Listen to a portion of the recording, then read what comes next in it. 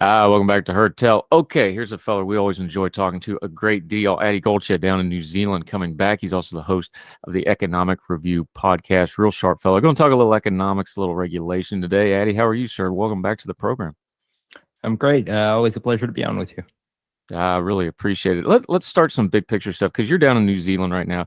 You obviously follow American economics and politics quite a bit. I want to zoom out a little bit because American press, especially when it comes to economics, gets pretty insular and they kind of have their narrative lanes. Give me a big picture view of what's going on globally economically. We know, of course, there's things going on with China. There's the war in Ukraine that's got everything kind of moving around, especially in sectors like logistics and energy and things like this. We have what's going on in Africa. Give me a couple things that you're paying attention to globally, the big stories that people are missing because we get caught up in, cost of living and things like that. Not that they're not important, but sometimes we miss the forest for the trees on things like economics, don't we? I think the one thing that probably an American audience would be most surprised by are the similarities between the American economic climate and the economic climate that the rest of the world is dealing with. So if you're used to watching American media, whether you lean left or you lean right, you probably have in mind a couple of causes for, say, the high inflation rate, right? If you're on the left, you might blame corporate greed. If you're on the right, you might think this is Joe Biden's doing. He shut down the gas pipelines, and that's why gas prices are so high. But if you start to zoom out a little bit, you'll notice that Europe's dealing with the same thing. Here in New Zealand, we're dealing with the exact same thing. Grocery prices are up, gas prices are up. Joe Biden doesn't have anything to do with New Zealand, but we're dealing with all the same issues in almost exactly the same fashion as the United States. And I don't think that experience is at all out of the ordinary. So zooming out, I think a lot of places have been hard hit by supply chain issues, by the Russia-Ukraine war being fought at the epicenter of all these crucial commodities. So I think there are quite a few global problems that are affecting the world economy and the climate and the pain that a lot of countries are feeling. And I think that it's very hard at the moment to know where the economy is going. I think a lot of central banks here in New Zealand, and I know in the U.S. as well, have projected that they're going to keep on raising interest rates, and that the economic downturn is going to continue through 2023. I have no reason to believe that's not going to be the case, and it seems that every indicator so far points that's going to be the case, not just in the U.S. but around the world. Yeah, Aadi Golchha joining us. What is it different that, like, we've seen inflation a lot throughout history for a lot of reasons. You have countries like, Turkey's having high inflation even before the current crisis because, bad management, frankly.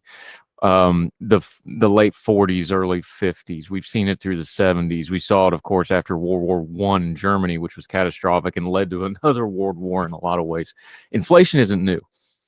Seeing it globally everywhere all at once, that is a little bit new. We haven't seen that as much. I know the world is globally economically integrated now. How different is it that this is a global inflation? Almost all countries are feeling this a little differently, not just one or two, as compared to just when even a major country like the U.S. having inflation. That changes it a little bit, and that's a little different perspective, and a little bit more unique, isn't it? So I think the most fundamental rule in economics is supply and demand. So anytime you see prices going up, it's because either supply has gone down or demand has gone up. And in this case, I think for just about any country in the world, you can say that both of those factors have taken place at the same time. So whether it's Europe, whether it's the United States, whether it's Australia, New Zealand, wherever, I think a reality throughout the pandemic was that a lot of these economies were shut down. And in an effort to stop the economy from falling into a depression, governments around the world did pump unprecedented amounts of money into the economy. There was a lot of new money printing. I know there was like a 12-month period in the U.S. where those 12 months, 40% of all U.S. dollars ever created were created within those 12 months. And the same thing here in New Zealand, right? We had insane amounts of wage subsidies and unemployment benefits, stimulus checks. All those things were reality here. There were reality in Europe and everywhere else. So demand definitely went up. People had more money. There was more money in the economy. And then the other side, there were definitely supply chain issues. So I think China, which manufactures a lot of a lot of the goods and services that we around the world all consume, stuck for a very long time into their zero COVID policy, very, very strict lockdowns, very strict restrictions that did affect supply chains, lockdowns and all sorts of other regulations in all different parts of the world did bring the supply chain to a halt. And I think the effects of that are more catastrophic, given how interconnected the economy is now. Perhaps 200 years ago, if different parts of the world shut down, the effect wouldn't have rippled through the world as it does today. And so I think both of those factors coming together at the same time creates a perfect storm for inflation just about anywhere. Yeah, Aadi Golchha joining us. You just mentioned it. These are ripples. These, economics. A major country like China, like the U.S., when they have economic things happen, that ship turns real slow, right? That's not a speedboat. That's an oil tanker. China is now apparently backing off those COVID restrictions. They've seen what's going on. This is going to take a while to trickle through the rest of the global economy, including the supply chains, things like that. How long does it take for something like what China has done with their zero COVID policy to really come back to whatever they were doing before, or to at least change from what they were doing? Are we talking months? Are we talking quarters? Are we talking years, do you think? Because we've seen in America, of course, we're still feeling the effects of the COVID shutdowns. China was even more severe. What are you looking at economically here? Are you looking at a couple of quarters? Are you looking at a year or two? What do you think? Well, there's a lot of factors that go into determining something like an economic recovery, especially from something as severe as what we just experienced. I think I don't think there's anyone in the world that can give you sort of like an exact timeline on 6 months from now everything will be back to normal. I think it depends a lot on the way the Chinese government handles it. The Chinese government has a lot of fiscal policy, monetary policy tools at its disposal. I know, for example, China keeps a very high reserve ratio on its banks, and so cutting that reserve ratio would instantly release billions of yuan into circulation. And so there are certainly tools at the CCP's disposal should it wish to use them to sort of speed up the process of economic recovery. But besides that, I think there's a lot of things. The Chinese the property bust. I did a piece on this a couple of months ago. There are some major issues with China's property market, which is a large part of the economy. And so if that were to go bust, that could prolong the recession for a lot longer than any of us can foresee at the moment. Yeah, Aadi Golchha. Let's talk about those supply chains. You talk about supply and demand. Well, you got to get the the supply and demand. That doesn't happen in a vacuum. We just had this rail strike issue in the U.S. You took a comparison to that to truck drivers. Now, there's a lot more truck drivers than rail workers, and it's a little bit different situation. But before we get into it, the core of your piece and the core of what you're talking about here is something that we've actually been debating quite a bit lately when it comes to things like the gig economy. And it's the legal definition and the economic incentives of independent contractors. This is not a new debate. This is something that's been going on for a long time in a lot of things. But this is one of those things where regulation and technology have kind of converged on the moment to really bring a head on what is and isn't an independent contractor. Let's get the nomenclature right so that we're understanding what we're talking about here, especially when it comes to these truck drivers. This is an industry I work in. I know it very well. Independent contractors, it's not universally good or bad. Some folks like it. Some folks don't like it. But big businesses can abuse that terminology. Just walk us through the terminology there on what independent contracting means, especially when it comes to these truck drivers. So I think in the conventional sense, an independent contractor is somebody who, for example, think about it. If you hire someone to mow your lawn, that person would be an independent contractor. They're not your employee. You don't pay for their Social Security. You don't pay for workers' benefits. You don't pay FICA, any of those things. They're independent. They do a job for you. They work on their own schedule. All those things. That's what makes someone independent. And most importantly of all, they're not exclusively your employee. They can go and mow my neighbor's lawns and 10 other lawns as well. And so I think that sort of that's typically what we think of when we think of an independent contractor. And they're usually responsible for paying for their own expenses. They're responsible for paying for their own taxes and everything else. And on the other hand, an employee is what most people are classified as in their jobs. So, if you work at Walmart, for example, then you would be an employee. You work exclusively for one company, you wear the Walmart uniform, you work during the hours and in the manner specified by Walmart. You work for, you're an employee of a company, and all the sort of characteristics of that. In the US, I think that distinction at times gets very, very muddy, because a contract can overpower everything. So in the context of truck driving, a trucking company can make its workers operate exactly like an employee. For example, you'll see the FedEx trucks, you'll see Amazon trucks. The people driving them are wearing FedEx uniforms. They're wearing Amazon uniforms. They're working for that company exclusively. They're using the company's trucks. They're working on the hours, the routes, the timings. Everything is specified by the company. They have no discretion over how they do their jobs, when they do their jobs. And yet they're classified as independent contractors. Why? Because it says so on their contract that they signed. And I think what myself and a lot of other people would argue for is that there should be some actual meaning. The term independent contractor and employee should actually mean something beyond, I signed a piece of paper and that's the only difference.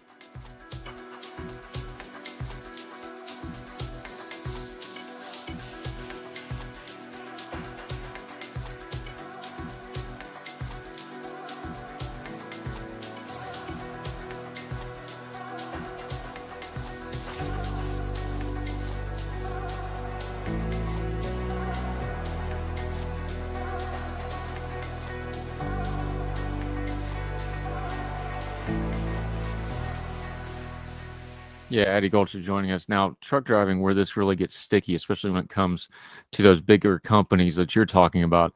There's a difference between independent contractors and trucking, because you have owner operators, which is exactly what it sounds like. They own their own truck, they own their own equipment, and then they take runs just like a freelance rider, like an Uber driver. They take clients or runs or contracts to go and do their stuff, but they own all their stuff. Where this gets a little predatory, in my opinion, but it can be good for certain individuals, again, this isn't university, is the lease owner operators.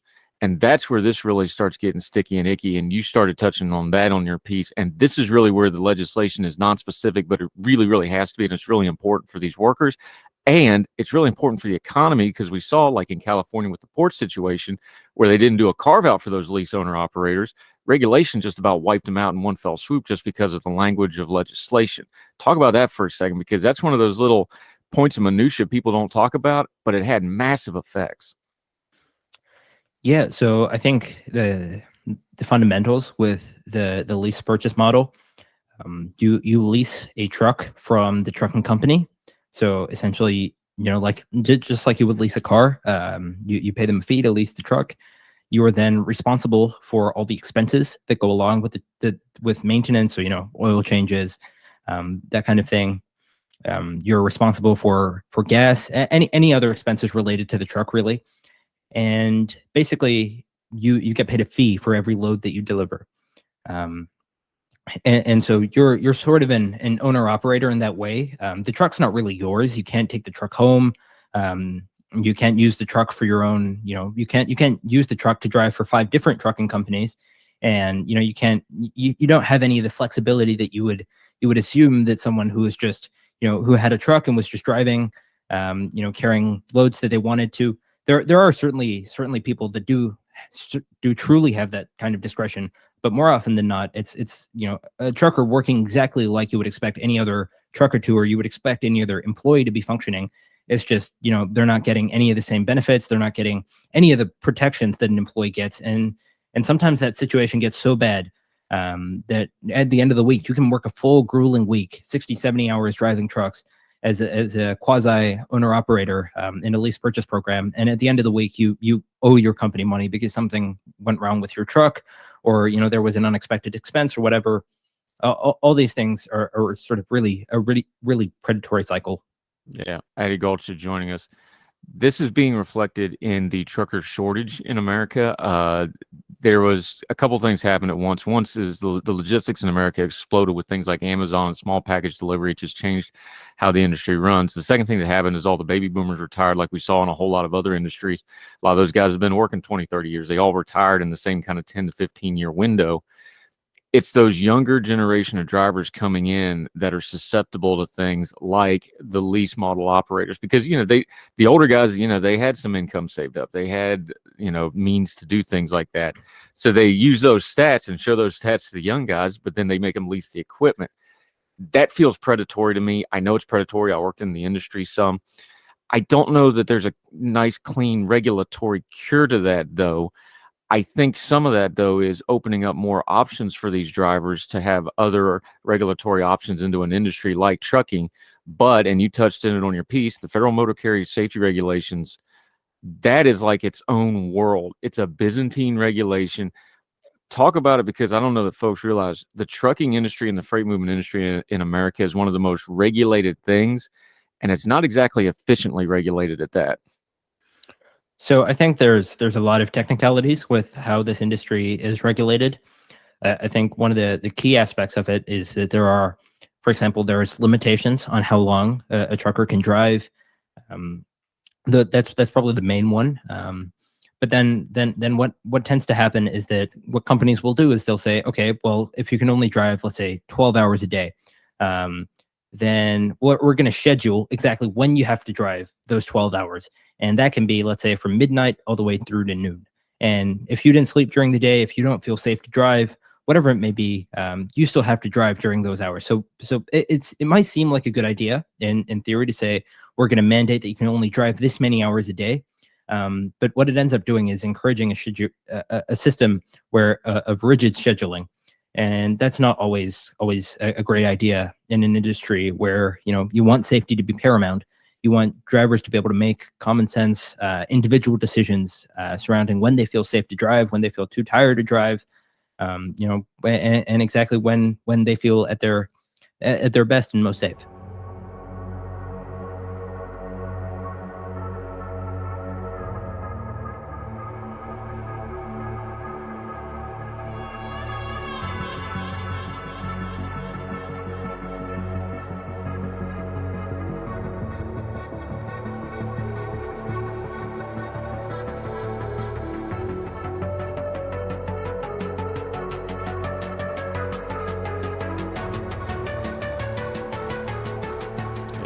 Aadi Golchha, this brings us back to where we started with the big picture economics, though.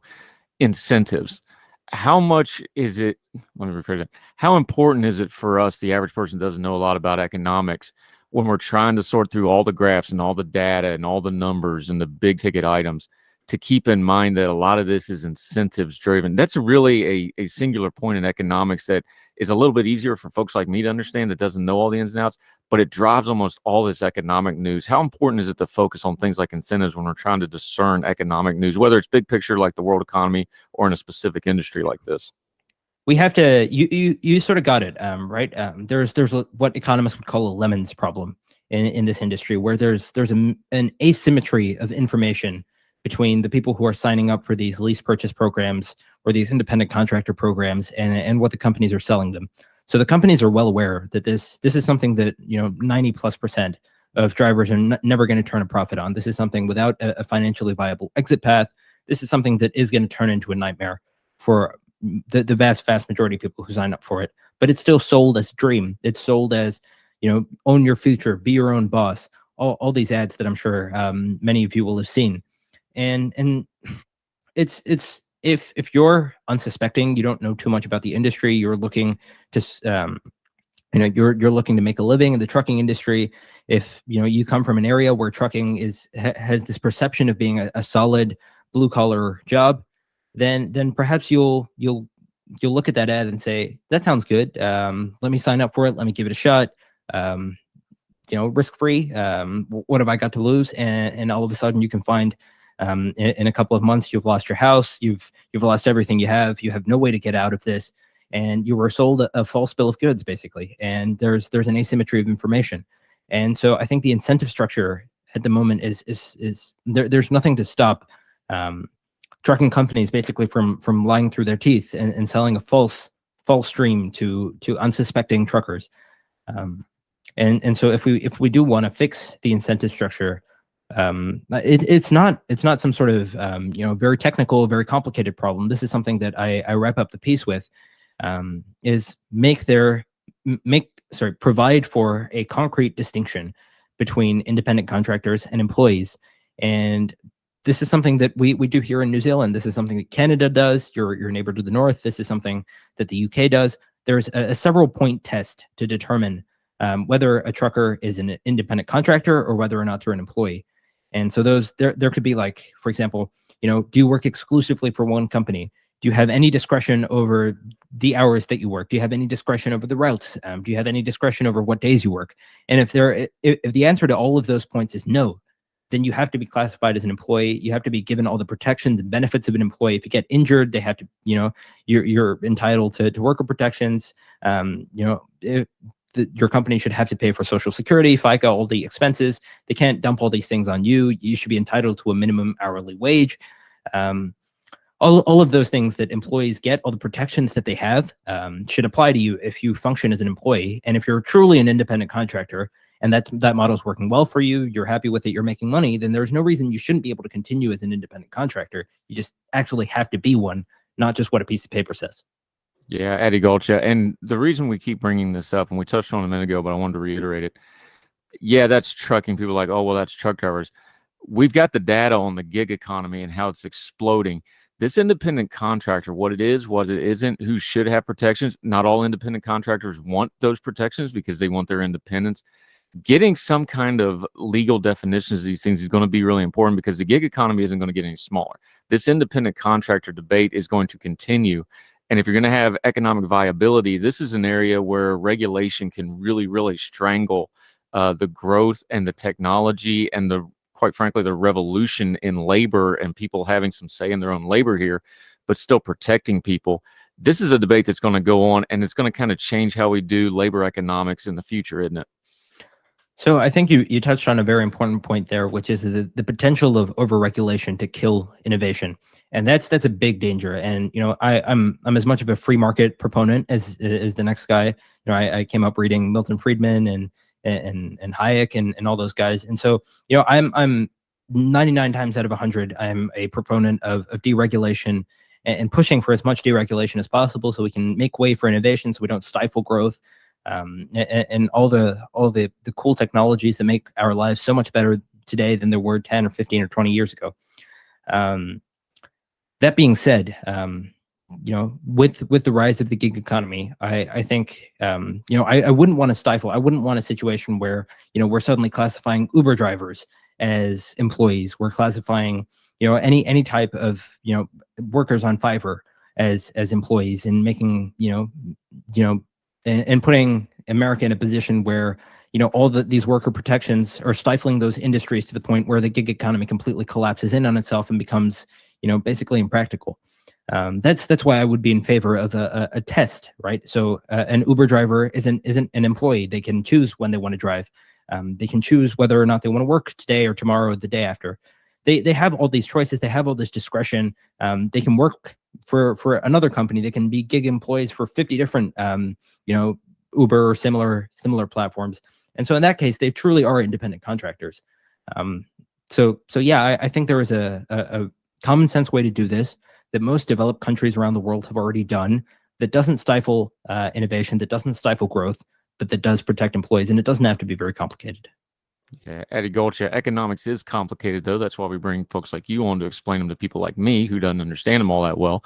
Give me one or two things you're watching that's going on right now that you're kind of paying attention to. Is it the inflation stuff? Is it China or the war in Ukraine? What's a couple things you're really paying attention to for not right now, but maybe the first of the year, the next couple of months, the next quarter, things you're trying to stay ahead of news-wise or you're watching for in the headlines that we can be watching out for as well? So I think the one thing that I'm keeping a lookout for is the Fed's projections of where the interest rate is going. I think that they typically, and if you're not in the U.S., if you're most anywhere in the world, your central bank will probably be issuing predictions on where they forecast the interest rate is going to be in the next 6 months or a year or however far out your central bank issues predictions. And so I think that's one thing to keep an eye on, because those do change. They not only predict or they not only issue forecasts for how far it's going to rise, but also when they expect the interest rates to start falling again. And so if you're, for example, looking to buy a house, you want to know where the economic climate is going. I think that's sort of a really good way to keep track of what's going to happen in the next year or two. I think the other key thing to keep track of is unemployment statistics. There was in most countries around the world a severe labor shortage. A lot more job openings than there were workers. I know in New Zealand, for every unemployed person, there were 2 job openings. So that's how dire the worker shortage is here. And so I think one thing I will be keeping a very close eye on is what are the unemployment statistics looking like? Is the economy returning to full employment? And that typically is a good sign that we're in recovery mode. Yeah, Aadi Golchha, always appreciate the conversation. You bring good insight. We'll be talking to you again, my friend. But until we get you back again, let folks know what you've got going on, where they can keep up with you, where they can follow you until we get a chance to chat again. So if you like podcasts, you can find my podcast. It's called The Economics Review. You can follow me on Instagram at Economics Review or on Twitter at Aadi Golchha. Yep, Aadi Golchha, another one of our great Young Voices contributor. He's down in New Zealand. Sharp fella. Follow him. We'll definitely have you back, my friend. Thank you so much for the time today. Absolutely. Always a pleasure. Thank you, sir.